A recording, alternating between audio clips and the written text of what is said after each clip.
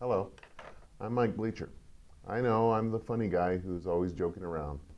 I do this to help people relax and know that I'm comfortable with the material I'm talking about. But I also have a job to do, and that is to help instructors enhance their educational delivery using technological aids.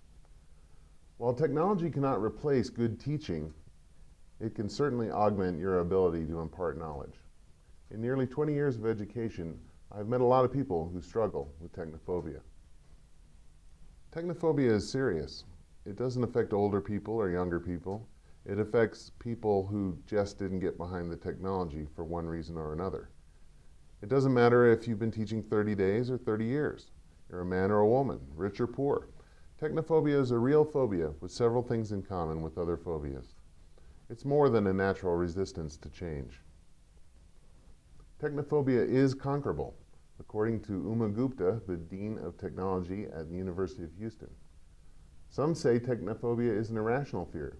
Some also say the fear of flying is an irrational fear. Others cite statistics that prove their fears are justified. There is no magic bullet to make it go away. It does no good to tell someone that flying is safer than traveling in a car. If they have a fear, they might trust and know the statistics in their head, but that doesn't make the fear go away any more than someone telling you, just click here, will make them a computer expert. In recognition of the evolution of technophobia, we must understand that most advances we have today took place over a long period of time. I think we can all agree that technology is on a pace much greater than most advances in human history. Ms. Gupta's definition of technophobia is a fear or intense dislike for technology. It invokes a wide range of negative emotions such as anxiety, incompetence, fear, stress, and nervousness. What are some symptoms of technophobia? A fear of computers and related technology, resistance to automating processes, an unwillingness to change from one system to another or one software to another, being highly critical of any technology changes or implementations, a passive resistance to new technology initiatives, an unwillingness to attend training classes, being slow to learn new technologies, providing excuses for not attending training sessions, relentlessly arguing for the lack of need for new technologies, pleading that the old way is the best way, trying to convince colleagues that I've made it this far without technology, why now? We need to keep up with technology, and I think we can agree it's not going away. I've heard instructors here say things like, my students have told me they prefer not to use technology. They prefer lecture. Studies have shown that this is actually not the case. Instructors who don't use technology are viewed as not as competent as those who do. The simple fact is that we're not teaching at a philosophical commune in ancient Mesopotamia. You might occasionally run into a student that is also technophobic.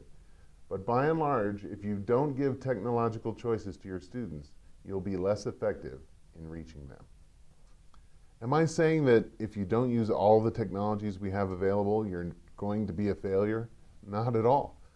But what I am saying is there are thresholds which you must reach in order to be as effective as you want to be.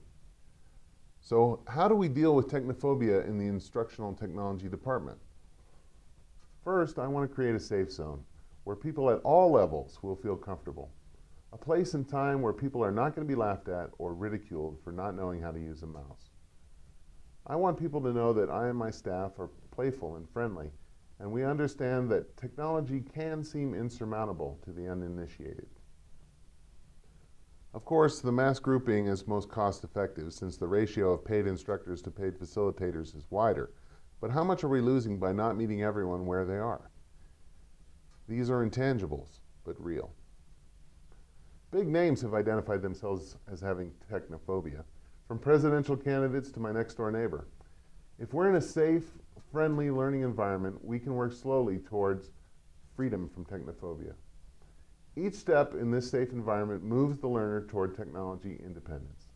We certainly wouldn't accept, I can't do that, from our students. We'd help them along until they got it. That's what we will do with all the instructors in our department. You have my personal guarantee. If you're not getting the level of help you need, I will personally help you until you're comfortable. The Instructional Technology Department is here to serve you so that you can better serve our students. As a brief overview of what's available, let me list a few of our offerings. Remember that you don't need to use all of these technologies, just know that they're available to you if you're interested.